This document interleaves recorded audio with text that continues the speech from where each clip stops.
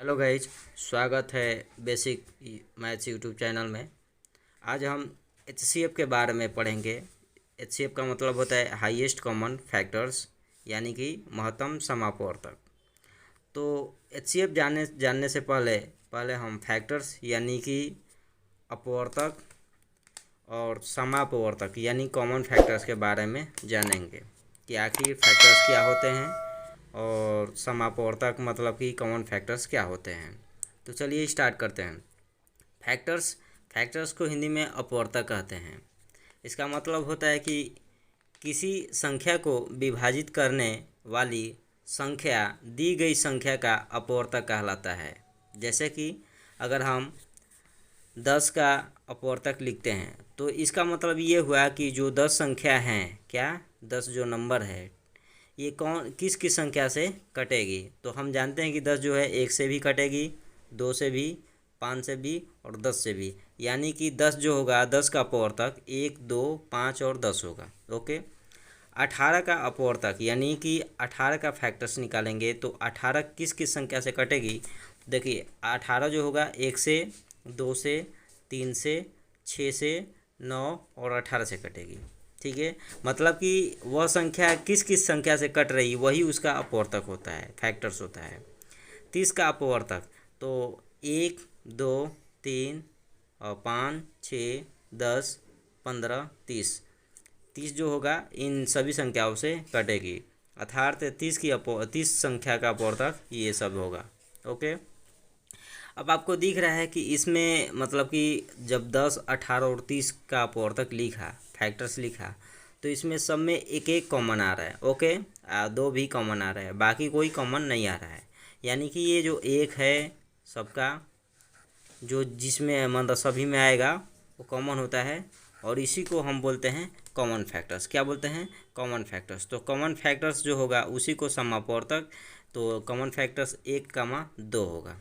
और इनमें हम बोलेंगे कि बड़ी समापवर्तक संख्या कौन सी है, यानी कि सबसे बड़ी कॉमन फैक्टर्स कौन है। तो आप बोलेंगे कि 1 और 2 में 2 है, तो जो 2 बड़ा है ना जी, तो वही एचसीएफ होता है। यानी कि इस प्रकार से अगर हम कॉमन फैक्टर के द्वारा निकालते हैं एचसीएफ तो उसे हम फैक्टर्स मेथड कहते हैं। क्या कहते हैं? Factors method. तो ये फैक्टर्स मेथड के द्वारा हम इसमें से एचसीएफ निकाले हैं। अब आते हैं आगे कि एचसीएफ हम कैसे निकालेंगे और भाग विधि का प्रयोग करके एचसीएफ कैसे निकालेंगे। तो देखिए ये संख्या जो है 64, 80, 96 का महत्तम समापवर्तक ज्ञात कीजिए। एचसीएफ निकालना है हमें। तो देखिए पहले इस प्रकार के क्वेश्चन को करने के लिए हमें महत्तम समापवर्तक ज्ञात करने के लिए इसमें से 3 संख्याएं दी गई है, तो इनमें से आपको 2 संख्या कोई भी लेना है, रैंडमली चूज करना है, जिनमें से एक छोटी हो और एक बड़ी हो। जैसे कि अगर हम 64, 80 ले रहे हैं तो 64, 80 छोटी है और 80 64 से बड़ा है। तो इनमें से या तो ये दोनों ले लीजिए, चाहे इनमें से ये दोनों ले लीजिए, चाहे इन दोनों में से ले लीजिए, आपको जो मन उसमें से ले लेना है। तो चलो पहले हम 64 और 80 ले रहे हैं। देखिए जो बड़ा होता है उसको हम भाग विधि में अंदर लिखते हैं, भाग जैसा बना करके, और 64 को हम बाहर लिखेंगे। ओके। अब क्या करते हैं, भाग लगाते हैं। तो हम जानते हैं कि एक बार जाएगा तो एक बार लिखेंगे और यहाँ पर लिखेंगे 64। अब इसको माइनस करेंगे, तो माइनस करेंगे तो 10 में से 4 गया 6, और ये हो जाएगा 7 में से 6 गया 1। देखिए जो माइनस करने के बाद जो रिमाइंडर आया है इसी से अब फिर भाग देंगे किस में, तो जो आउटर साइड से पहले भाग दिए थे वो उसमें, मतलब ये 64 से पहले हम भाग दिए थे तो 64 में अब भाग देंगे 16 से। अब ये हुआ 16 चौका 64, तो 64 क्या हो गया, ये जी कट गया। तो देखिए यहाँ पर रिमाइंडर क्या हो गया, 0 हो गया, यानी कि कट गया।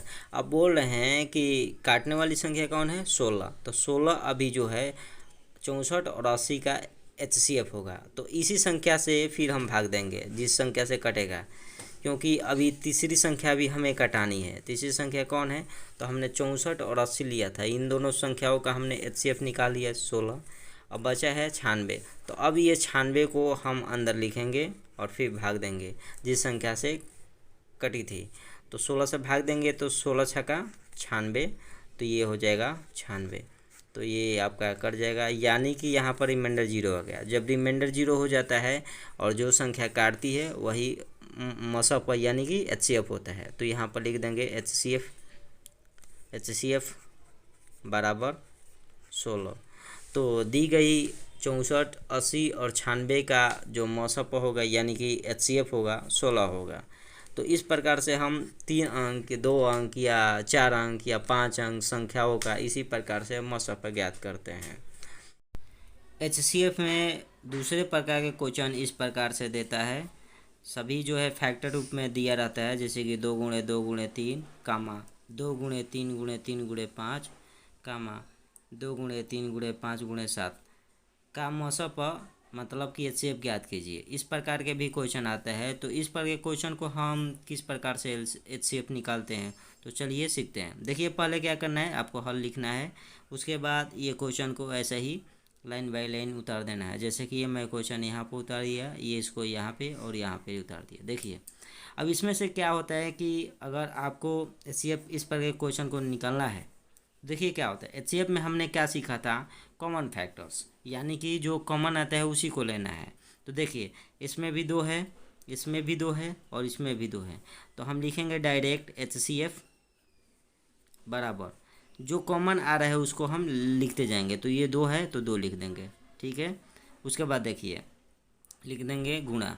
गुणा क्यों लिखेंगे कि क्योंकि सभी गुणे के रूप में है, इसलिए गुणा के रूप में लिखेंगे।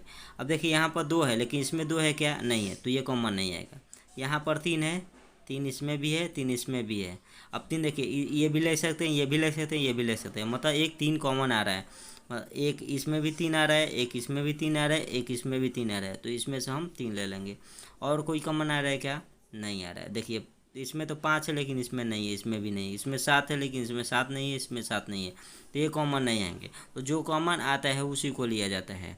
तो अब इसको गुणा करेंगे तो 2 3 6, क्या हो जाएगा 6, मतलब इन तीनों का जो HCF आएगा क्या आएगा, 6 आएगा। या तो अगर आंसर में ऑप्शन में इस प्रकार से दिया है तो आप इसको टिक कीजिएगा, अगर इस प्रकार से दिया है तो इसको टिक कीजिएगा। जिस प्रकार से दिया रहता है ऑप्शन में वैसे ही हम HCF में उत्तर लिखते हैं। ओके, तो गाइज ये प्रयास कैसा लगा, प्लीज़ लाइक शेयर कमेंट। मिलते हैं अगले वीडियो में।